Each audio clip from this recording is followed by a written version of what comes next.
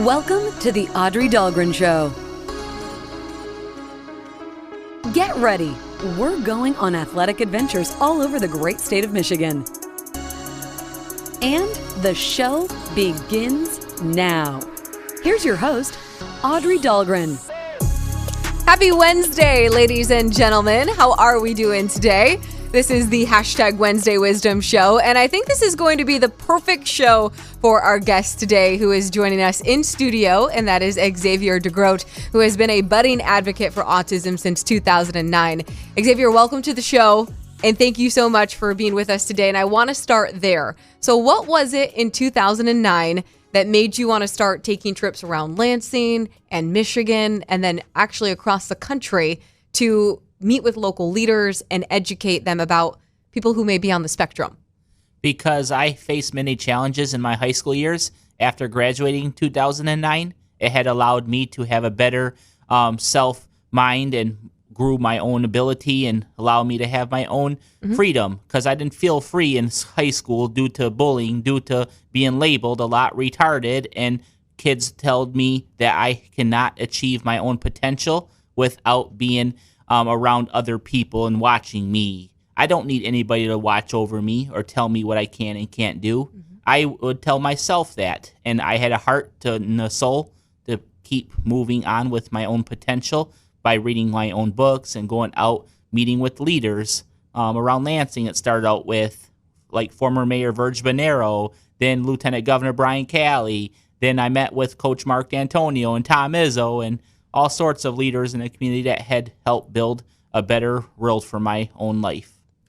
Yeah, I was going to ask you, I mean, I'm sure throughout all the years you've had the pleasure of speaking with so many different people, and you just touched upon a couple of them right there.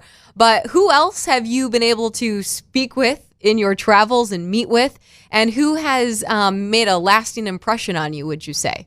The Dalai Lama, Stephen Hawking, even President Obama and President Trump and Rudy Giuliani, Jack Nicklaus, and Dan Marino. All of those names have become some legends I've met with. I feel like remain friends and close up with me, despite Stephen Hawking died here.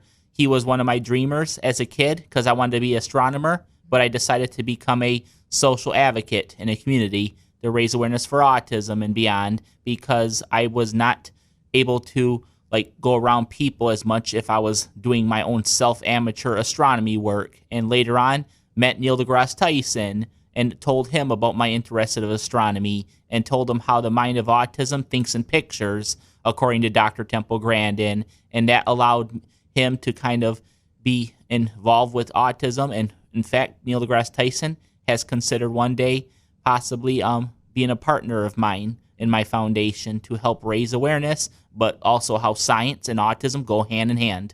That's quite a list that you just rattled off there. And will you please go into more of that too, about the science behind autism? And that was a great thing that you had just mentioned about seeing things in pictures. Because science includes data and numbers. Think of the brain as a computer binary system, but it's way more complicated than that. The neurotransmission of a brain on a person on a spectrum sometimes can have a chemo balance problem in their temporal lobe, and which allows them to have perception skills and better communication skills. And that impediment that they have due to the neurotransmission slowness, it can get complicated because there's genetics behind that. They think genetic has a lot to do with the cause of autism, and the environment could have a lot to do with it, as well as how you were born and raised with stress cells inside of the mother while you were born as well. And the older you are as a mother having a birth of a child, the more possibilities there are of having someone on the spectrum, is what science has researched recently. And I can only say that autism is very brilliant and different in their perception skills, but that does not make them less or weaker at understanding the world around them. They just interpret it as differently as you would say a pet, an animal would interpret the world. And they can be very ongoing with the exposure around them and be very repetitive in their behaviors. Like, get a dog wound up and read a book called Animal Translation for Autism, Dr. Temple Grandin. In you too have, you've lived in a lot of different places. You lived in Colorado, Kentucky, Alabama, Michigan a couple times. This is your second stint in Michigan, right? Yes, Okay. I was raised in Saginaw in my early years. Went to Kempton Elementary School up in Saginaw. I went to an all-black school, too, up in Saginaw, and it's given me a lot of emotional feelings and how I feel like, the strivings of injustices that I seen they face in our life, going back to the auto industry, which my dad works for and is a member of the unions. I've seen so much of not enough help being taken into the world by the way African Americans and disabilities strive for justice and labor rights and getting their opportunities that they deserve. And that given me a lot of motivation growing up in Saginaw to become an advocate as well, because I've seen a lot of poverty and injustices, and look how terrible it has economically become after Delphi closed down. A lot of people blame NAFTA on that and beyond. Yeah. You in those travels too, and living in all those different places, you had mentioned growing up it was pretty hard for you because you were bullied to an extent. And so how you mentioned that as a motivational factor, but how else too, do you think that you've been able to make people view autism in a different light? I was able to make people understand autism in a more positive way. Don't think negative about autism, people. Think differently, that they are just as different as any other culture that has a different background than there. Besides that, watch the movie A Beautiful Mind. I told them, look how genius that guy was at mathematics, but had schizophrenia, paranoia. That does not make him less than an average human being. We're all humans. Mm-hmm. Oh, yeah, absolutely. Everybody always, mentioning too, in a sense that like, everybody has their different, things that they do and go about in their day. And it just, everybody is completely different. And, I want to get more into, too, as well, the events over the years that you've been able to host and be a part of and put on. And when you think about that, before you obviously have a really big one that's coming up next week at the Breslin Center, and we'll touch upon that in just a second. But what have you enjoyed about these events that you put on? Kind of in a sense, they all benefit your foundation, the Xavier DeGroat Foundation. I always enjoyed having the community get together because you have a diversity of perspectives, one in a single unified world, nutshell that way. And good example I've been able to accomplish having these events is to show people autism, again, has no boundaries, whether you're a Democrat, Republican, or you're a Catholic, or you're a of any kind of Christian or Muslim out there. And that allows people to understand how well autism can be a given tool in our society to have their ability be given to all angles and perspectives for benefits of better health care and better world around them. Like, think of it as how you hear so much arguments these days on cancel culture or culture issues about African Americans, like Ben Carson versus like Jesse Jackson. Two different perspectives, but autism I would be able to utilize that to help inspire them both to go in the same direction to help benefit those in the community that have autism. One can be a doctor, a brain surgeon, Ben Carson. The other would be an activist in civil rights and liberties like Jesse Jackson. And that all fits into autism. Autism is very broad. It is all over the place, and every systematic thing there exists in the world, whether that's the health industry, labor issues they face sometimes too, and educational issues they face, and health benefits. And these events too are all to raise money for your foundation, and because you have some big goals and you have a lot of things that you're trying to do. So will you explain those in terms of, what you're trying to do with your foundation in terms of having these events and why it's important to raise money? First and foremost, educate the community so they better accept autism, not just raise awareness, but I want people to accept autism for what it is rather than them looking at it how they wish it to be. That to me is labeling and injustice for autism community members. And another way to look at one thing I want to do is, in the short term, build sensory rooms around the community, whether that's at schools, hospitals, universities, or beyond. And I can say this much, that I am very excited to hear that Breslin Center is going to be putting together a sensory room I've talked to President Stanley, I've talked to Anthony Ianni and other great friends, and we're all going to be working on helping make a difference in this together. And my foundation's dedicated to giving money towards building sensory rooms. And a long-term goal that is way more expensive, and my foundation's mission is to build homes so people with autism can live on their own. And as we get them on their own, we also will make sure they have counseling and help getting a job so they can go to work, live free, live healthy, and live a self-independent life. Yeah, the sensory room, too, as well at the Breslin Center, yes, is something that Anthony has brought up a couple of times. I know he's very passionate about that as well. And so what are those conversations, or what have those conversations been like between you two in making this happen at the Breslin Center? It's been very motivating and exciting because find out that there's a lot of people out there that have similar goals and have a lot of outreach to do to help make the autism community a better system so people in the autism spectrum can have a more free, healthy, mindful life because they have sensitivities to sound, to light, and a sensory room will provide dimmer light, dimmer sounds, and lower frequency so less people around you, and you can have sensory toys, including our sensory kits given to the Breslin Center, which the Breslin Center has been doing for 2 years now, helping provide sensory tools for people with autism when they go to the games. And I can only say that Anthony has been a big advocate for autism, and I appreciate all he does for our community, and I'm happy to have him as one of the guest speakers and award recipients for our upcoming event on October 19th. Yes, that is the Spartan Sports Supports Autism Acceptance event that's going to be taking place at the Breslin Center on October 19th. And I'm glad that you went into more of a description as well of what that sensory room may look like, because a lot of people, they don't know, they don't know, I guess, what what would need to be done in order for it to be the way that it needs to be. You know what I mean?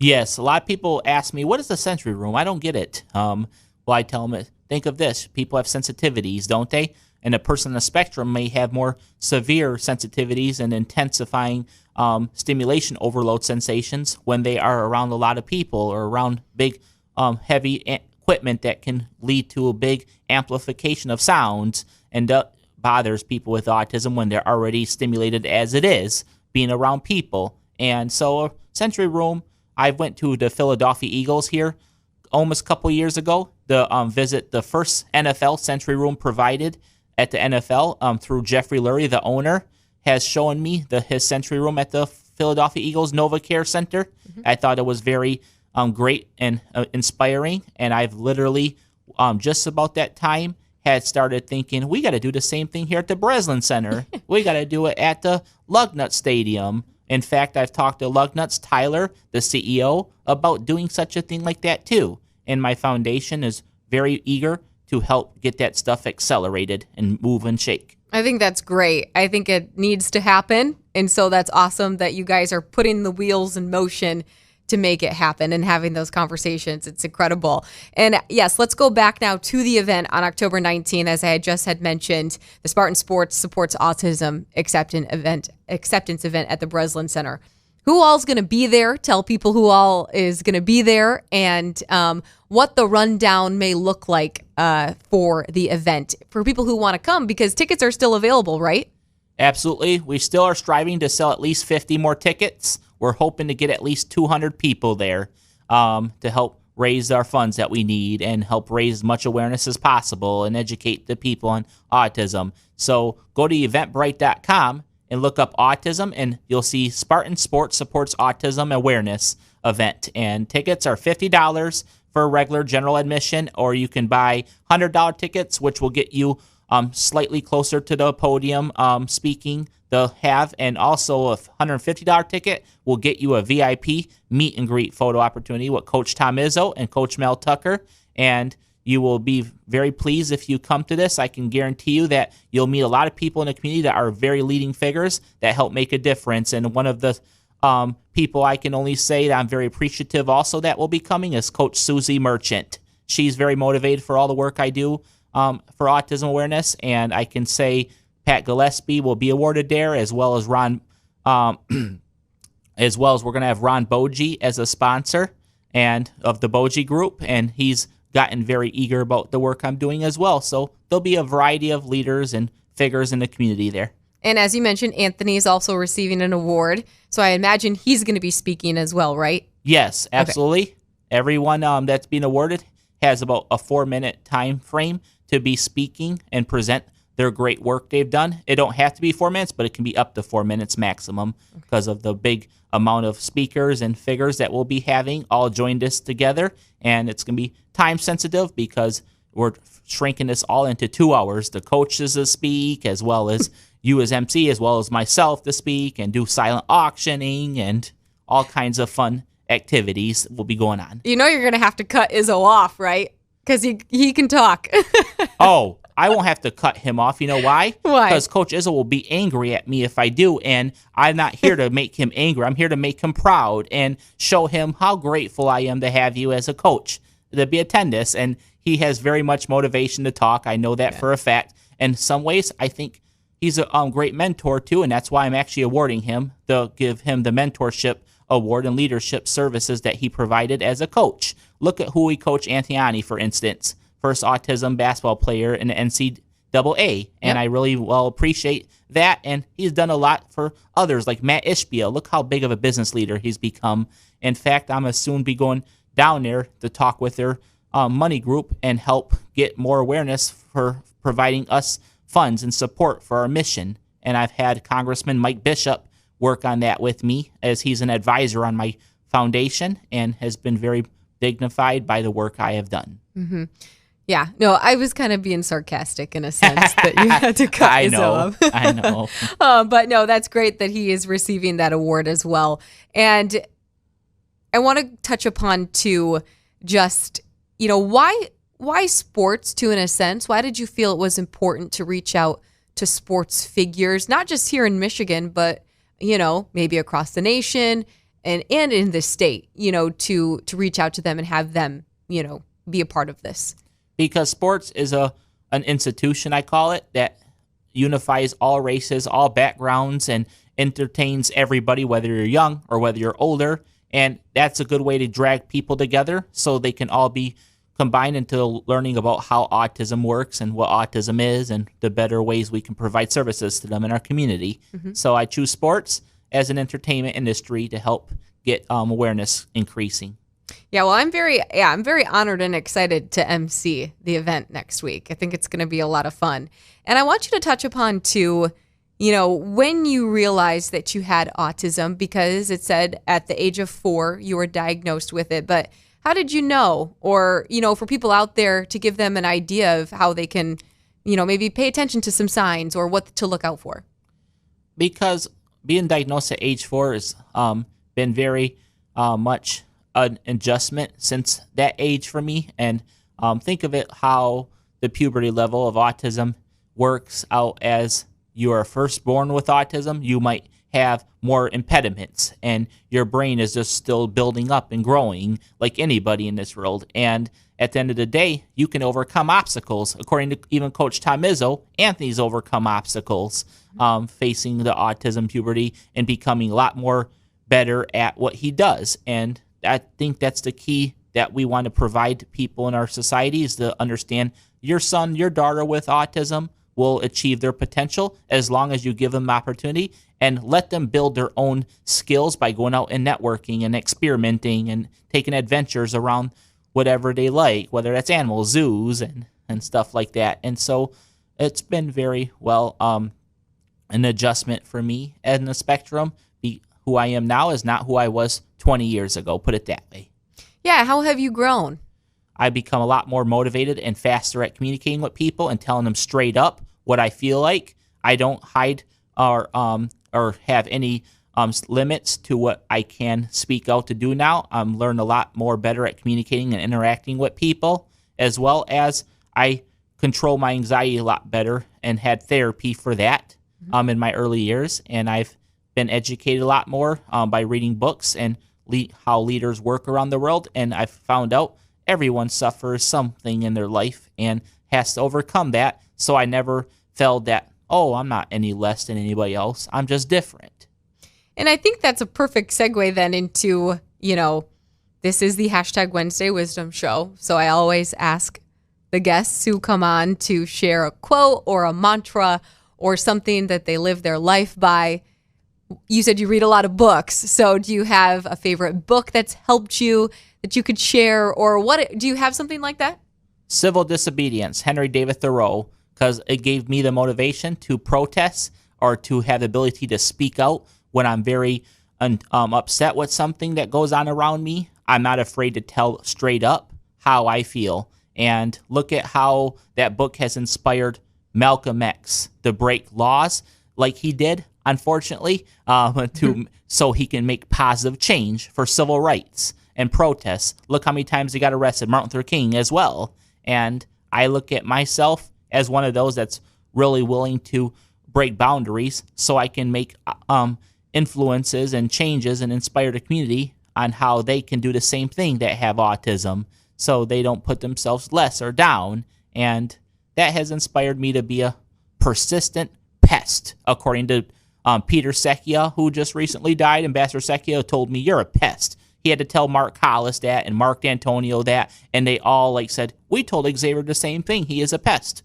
And in a good way, though, right? Because I'm very persistent at achieving my potential, and that's the great thing about having a foundation and representing it as a CEO and president. As you should be, because it's yours, So that makes a lot of sense. And love the honesty, love the directness, Xavier. I think that I wish a lot of people would kind of live their life that way in terms of being very open and honest and direct. And so I do appreciate you taking the time to come on the show today. Thank you for sharing more about your foundation. Thank you for sharing your event that's coming up next week and what everybody can look forward to. They know where to find it, which is good if they still want to purchase tickets, which is available, which is great. And so we're going to take a quick break, but when we come back, you're not only going to hear from Michigan State's football coach, Mel Tucker, who we've talked about a little bit, but quarterback Payton Thorne, who has sort of been flying under the radar with all of the skilled guys around him putting up these massive numbers week in and week out. But he's not bothered by it one bit, and he'll explain why when we come back. Instagram is testing a new feature that will notify users when the platform is experiencing an outage or technical issue. Notification will appear directly in users' activity feeds. They won't send a notification every single time there's an outage, but only if they think it will make things clearer. DoorDash now selling restaurant ads that appear atop the search results in its app. The restaurant pays for sponsored listings only if users click through the ads and make an order, a system which DoorDash says is designed to help local restaurants boost their brands. DoorDash is also launching featured listings for consumer packaged goods brands to boost their placement within the convenience and grocery categories. Review bombing is a thing on Yelp. Axios says after a restaurant gains media attention or implements a new policy around vaccine requirements, they're soon bombarded with inauthentic reviews. Yelp says it's removed over 17,000 reviews nationally that violated its special COVID content guidelines since the start of the pandemic. Tech Report, Larry Olson, NBC News Radio. NBC News Radio, I'm Michael Kastner. The U.S. is planning to reopen its northern land border to fully vaccinated Canadians. More from Mark Mayfield. New York Congressman Brian Higgins announced the border is expected to open next month, but it's unclear which day exactly. In a statement, the Democrat argued that solid vaccination rates for our neighbors to the north made the continued border shutdown absurd and unjustifiable. Border restrictions because of the coronavirus have been in place since March of 2020. Canada started allowing fully vaccinated Americans to visit in August. I'm Mark Mayfield. Southwestern American Airlines are standing with a federal vaccine mandate. The Texas-based companies say the Texas governor's order blocking the mandate doesn't change anything. American is giving workers until November 24th, while Southwest is December 8th. And Southwest appears to be getting a handle on the flight problems it's been having since late last week. Kerry Sanders reports. This morning, Southwest CEO says most of their crews are now finally in position to resume normal flight operations. This after a nightmarish holiday weekend for customers wondering what went wrong. Flight tracking website FlightAware reports just over a dozen Southwest flights are canceled today. At least 86 are delayed, representing 2% of all Southwest flights. That's a huge improvement over the chaos that started on Friday with thousands of flights canceled and delayed for days. Pamela is making landfall this morning along the western coast of Mexico as a Category 1 hurricane. The storm is located about 40 miles northwest of Mazatlan. packing maximum sustained winds of 75 miles an hour. The governor of Texas has already warned people to get ready for the effects of Hurricane Pamela as it's expected to move through that state this week. Abbott urged Texans to prepare for heavy rainfall and flash flooding. Southeastern Oklahoma is also bracing for several inches of rainfall that could trigger flash flooding in some areas. Michael Kastner, NBC News Radio.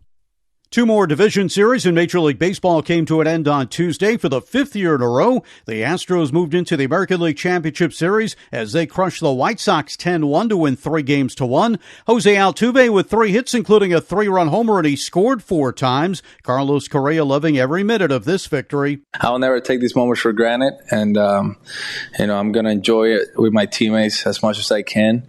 This is a special team, special organization. The Braves also moved on as Freddie Freeman hit a tie-breaking homer in the 8th to give them a 5-4 win over the Brewers to advance in 4. The Dodgers forced a Game 5 in their series with a 7-2 win over the Giants. Mookie Betts and Will Smith both with home runs. The NFL Players Association intends to request that the league release the rest of the 650,000 emails reviewed as part of the investigation into the Washington football team. The NFL telling USA Today it has no intention of complying. That's sports. Frank Garrity, NBC News Radio.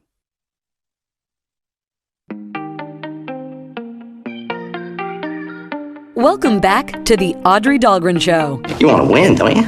Well, I think I'd really rather try to beat him honestly. The Spotlight Radio Network. Michigan State's football team is inching closer and closer to its date with the Indiana Hoosiers at high noon this Saturday in Bloomington. And I want to start with this. On Monday before Mel Tucker's press conference, which he has coined Mondays with Mel, pretty clever, we got into a discussion on this show about using running back Kenneth Walker a little bit more in the passing game. Is it something Michigan State may do? And so at his presser, I asked him and also asked offensive coordinator and quarterbacks coach Jay Johnson about it yesterday when the assistants and players were made available. And before we play their response, Alex, what do you think they said? Oh, that's a good question. I'm not sure. I would imagine they're going to say they're going to try to get him more involved. I mean, he's a playmaker, obviously, and I think he hasn't really scratched the surface on his ability. Like I said earlier, he hasn't gotten much receptions, but I do believe that he's very capable of doing so. I'm hopeful. I guess I'm hopeful that they were in the direction of getting him more involved in the passing game. Okay, well, let's see what they said. Kenneth Walker obviously has been a sensational boost to your run game, but do you anticipate now towards the back end of the schedule that you might try to incorporate him a little bit more in the passing game, or is that some type of wrinkle that you might not want to divulge, or what are your thoughts on that? You want to see K9 catch some balls. He has very good ball skills, actually, but we'll have a game plan. We feel like we can put him in best position, to touch the ball, because obviously he's dynamic with the ball in his hands. But certainly running the ball and receiving, he's very effective. So we'll just have to see how the game plan unfolds throughout the week. Ken has those abilities, obviously he's very explosive, as we know, and I think his ball skills are very solid. So I never shy away from that. That's certainly always in the mix, how many times or different ways can you get guys the ball, and so that's in the mix. We haven't done it as much right now. We've been really focusing with the run game, but certainly a possibility as we move forward. Yeah, that's about what I would have expected. What do you think? I do too. And here's the other thing is when I mentioned the question that way to Tucker, obviously they're not going to completely divulge everything. Yeah. But, I want just in a possibility. But, I mean, it would make sense for them. And it seemed like, that they maybe have worked on a couple things in practice in order to make it happen. But, and I like the fact, too, and it is true. I mean, if you've watched Michigan State's offense through this season, you know that Jay Johnson is not afraid to add new things and different things and little quirks here and there. Yeah, no, my takeaway from Johnson's response was essentially, I mean, we haven't really had to get him involved as much. I mean, obviously we've been getting the push in just about all of our games so far, where holes have been created and he's been able to eat just by getting the ball through from a handoff, but obviously didn't rule it out, and I'm sure he in his mind understands that, you know, when Penn State and Ohio State, when they come to town or when we go over there, the possibility of being able to run through the tackles with as efficiently as they have so far may not come to fruition. So being able to adapt and have something in the bag in case that is the case, it sounds like that they have that.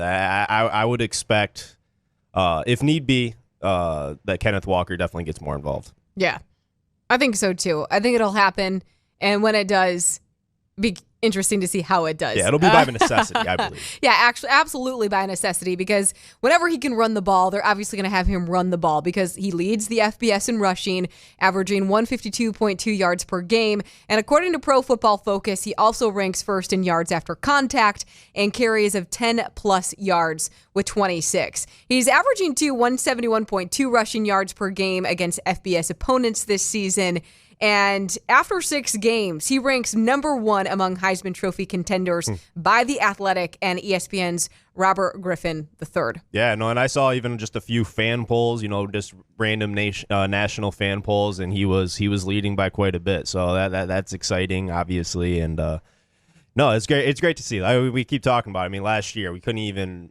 We had no resemblance of a running game at all, and now we're here talking about the Heisman leader candidate at the running back position. I mean, that's amazing, and it's just great to see. Michigan State, too, is just so much more comfortable in this offense this year, and that is something that Jay Johnson mentioned yesterday in terms of why they've been able to have so much success and massive numbers on that side of the ball is just because they're just so much more comfortable. I mean, they've had a whole offseason, they had a whole spring ball, they had a whole real fall camp, and so it makes a lot of sense. And obviously, Payton Thorne has been doing a magnificent job for Michigan State. Now, second half of last game and the game against Nebraska, you still need to iron out and work out some details there. So there needs to be some improvements because the second half seems to be an issue. And that was brought up in a sense yesterday as well, why they're struggling in the second half.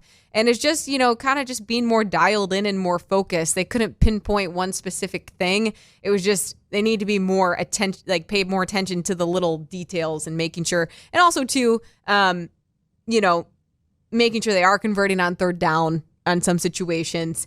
And Payton Thorne too, you know, he had this last game over 300 yards passing, and right now at this stage in the season, the only other quarterback at Michigan State who has thrown for more at this point in the year is Drew Stanton. But he had Charles Rogers. Yeah. So I don't know how much of it is Charles, you know, like having Charles. But, I mean, Michigan State has some good receivers right now, too. So it is very interesting to see that the only other quarterback is Drew Stanton that's ahead of him in passing yards at this stage when Drew Stanton was at Michigan State. I believe that was his junior year.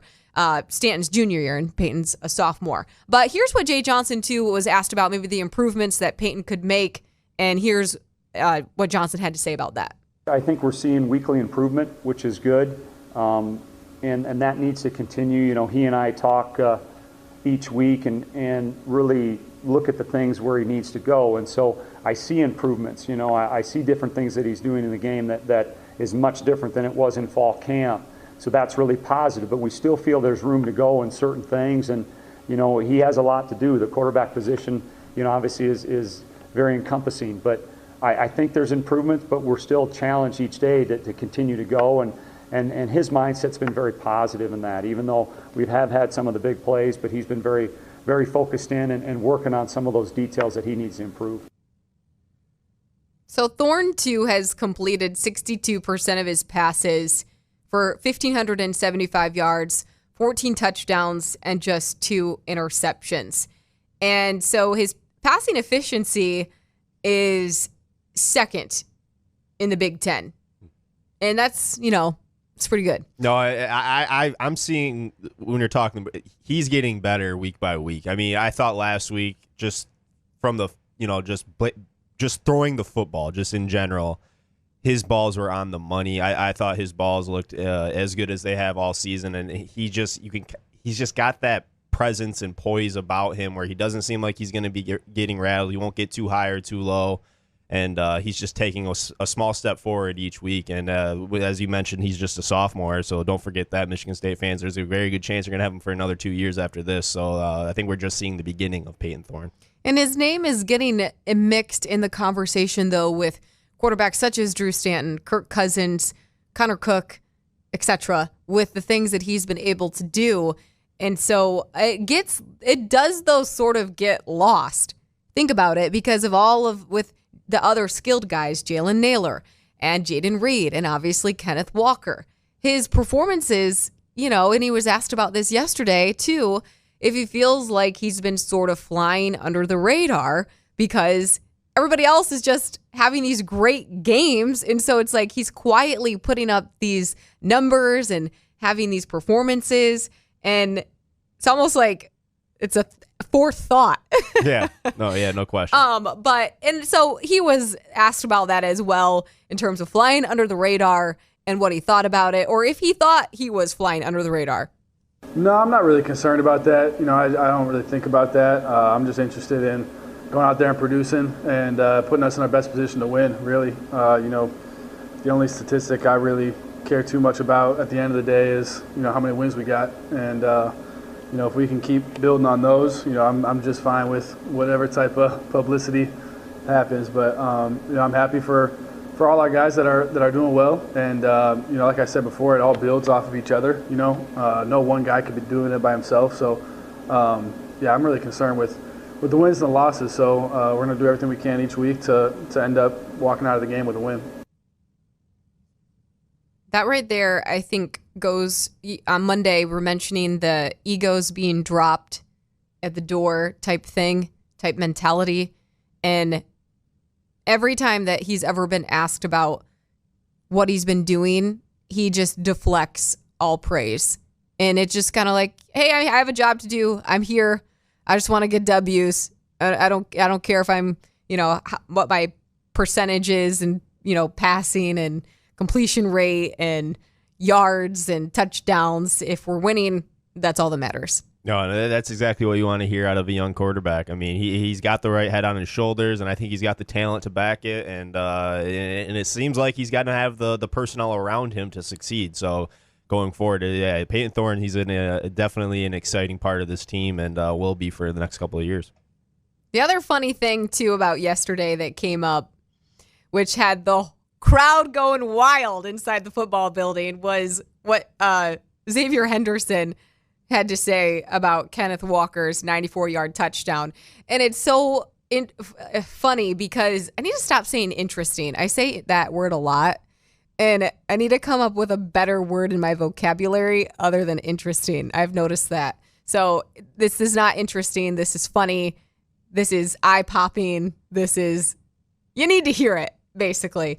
Because, we've been talking about, it's Wednesday, and we're still talking about this 94-yard touchdown run by Kenneth Walker, but it was brought up yesterday. A lot of different players and assistants were asked about it.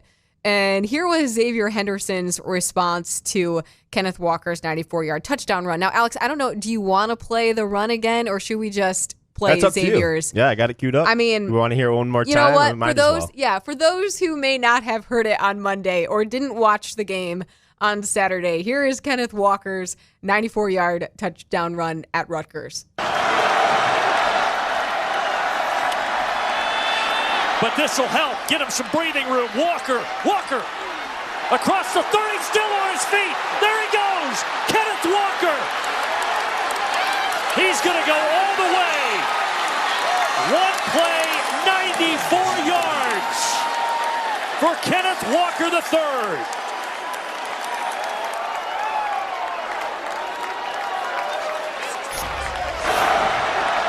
Kenneth Walker III. You see the offensive line get the hole. What's impressive is right here. He's not finished. Let me put a little move that time on Avery Young. He gets help, some blocking from his wide receivers, and then has enough gas in the tank. A little high five with Jalen Naylor. He says, welcome to the Explosive Play Club. All right, so that's the 94-yard touchdown run, the longest offensive play in Michigan State's history ever. Passing, rushing, and here was what Xavier Henderson had to say yesterday about it. It's crazy. I remember, I've been saying this, I remember in the spring when he got here, I'm like, is this guy really sweet, or are we not that good? And then the first round against Northwestern, I was like, oh, this guy might be all right. And watching that, it's just fun to see, and I'm happy for Kenneth. I don't think anybody deserves it more than him. He's such a humble kid and a humble dude, and he's a crazy hard worker. I saw that during our winter conditioning. I don't think anybody was working as hard as him, so it's great to see.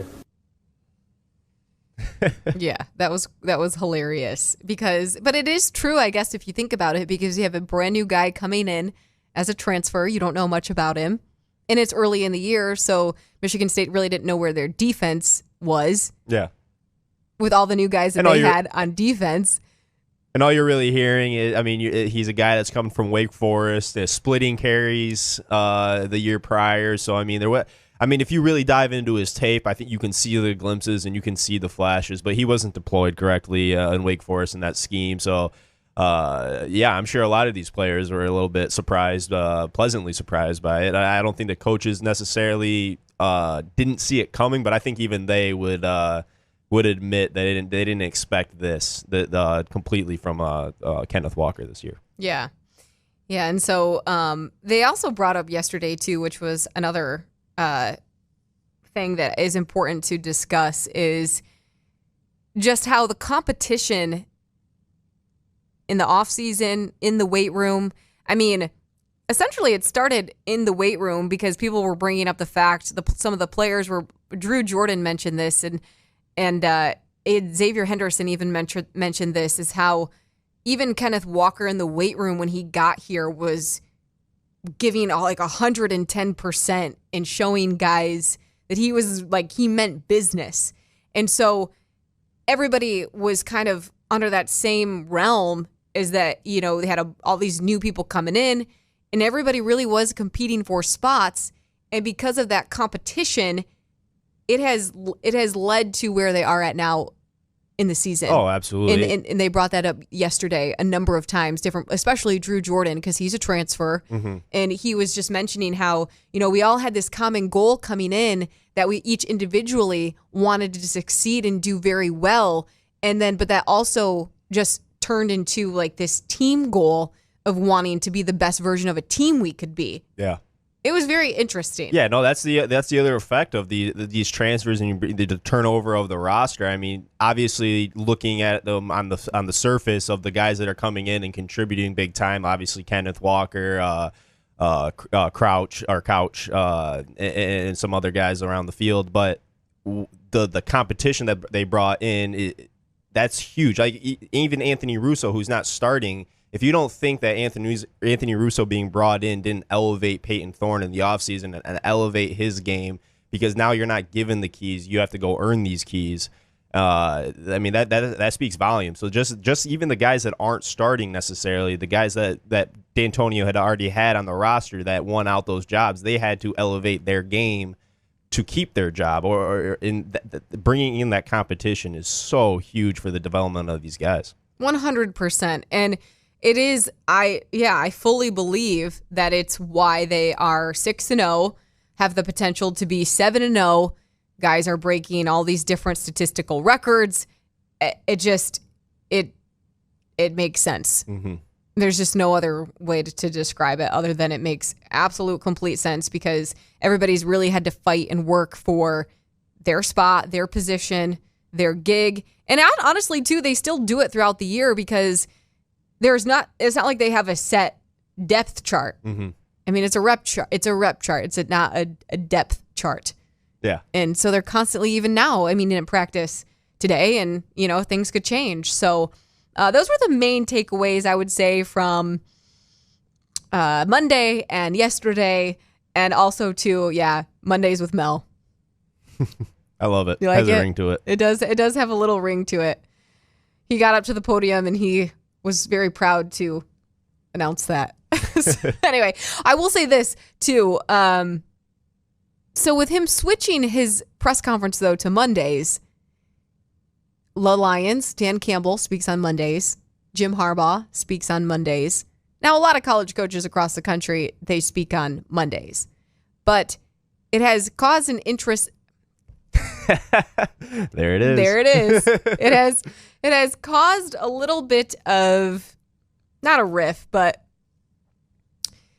people are wondering a conflict in terms of how they're going to, well, what are they going to do? You're looking at it from the media perspective, aren't you? Yes. Right. From the media perspective, people are thinking, well, how are we going to make this work? How are we going to make this work? Because Michigan is on Monday. Michigan State's on Monday. Now, granted, East Lansing at our station, the Michigan State's our home market. Yeah. That's like our home market. So, but for some other media members who kind of float back and forth between Michigan and Michigan State.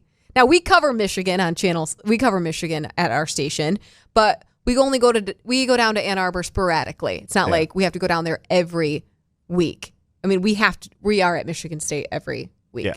And so, but there are some media members who they're not really quite happy with the change because they're like, why would he change it? Well, he doesn't want to do his press conference on Tuesday because after having 2 practices of prepping for the next opponent, and then also on Sundays, I'm sure they probably focus more on the next opponent as well, for a little bit. But still, by the time Tuesday rolls around, it's old. News. I mean, at the same time too. I mean, it's probably a little bit more difficult for the people covering, but you're probably going to get a little bit better responses and better answers having it done on Monday and not already. Because I mean, just being human, your mind's going to be shifted and it's moved on to the next week, and all your focus is on your upcoming opponent, and you don't necessarily forget about the game, but your mind's just not on that. So you're pretty much going to be scratching the well, trying to give some sort of response when your head's not even there. That game's over and it's in the past. So I think just from that standpoint too, I think you're going to get a little bit better answers, a little better tidbits and things to hold on to from the game prior, just because it's still a little bit more fresh in his mind. So I mean, it makes total sense. I can't argue that at all. Yeah, Tucker too did. Jack asked him about the dap up before going into the end zone on Kenneth Walker with Jalen Naylor on that run. And by the way, Jack knowing dap up, I'm very impressed by that. He did throw that out there. Because I will admit this live on air to everyone that I had never heard of dap up before. Really? I had not. No. I always heard of lock up. Okay. Like you lock up with somebody. But dap up, that's the new generation. Yeah, that's even. That's even like slight generation below me. But so the fact that Jack was able to pick that up, he's in the know. He is in the know. I was very impressed when he asked that. But anyway, Tucker was just saying that he had never seen that type of celebration in his 25 years of coaching for 2 players to do that, and so that was kind of fun, but. He also was like, well, maybe I should get some clarification, though, to make sure that we don't get a penalty like for celebrating, because they have had quite a few of those. And I don't even really feel like it was. I mean, it was an iconic moment for sure, but it didn't feel to me like it was a showboating or even show. It was really just in the moment, organically. Like you're right here next to me, and we have this thing sealed, so let's do it. But I didn't really see it as showboating at all. I thought it was just more of a. In the moment, how many times are you gonna have the chances to give your buddy a handshake on the way to the end zone? So, it was a cool and definitely an iconic moment, one that we'll look back for Kenneth Walker as probably the poster picture for his season. It was genuine. It was authentic. Yes, it wasn't overzealous. No. Yeah, it was actually pretty subtle. I mean, a lot of people didn't even see it. Like on the first go, you almost had to see the replay because it was subtle. I mean, it was. To me, it wasn't for the rest of the world to see. It was just a moment between them two that happened to be on a huge stage and a huge platform. So no, that was a pretty cool situation. Yeah, and I don't know if anybody saw this yesterday on Twitter, but in the middle of Times Square in New York City, on one of the video boards that they have, one of the millions, billboards, one of the million video billboards that they have, all of a sudden you see this image of Kenneth Walker emerge onto the screen, and he's holding a football in his hands, and then they have another one of them like in mid like running motion, and just plastered across Times Square. No doubt. That's crazy. Now, do you think someone paid for that?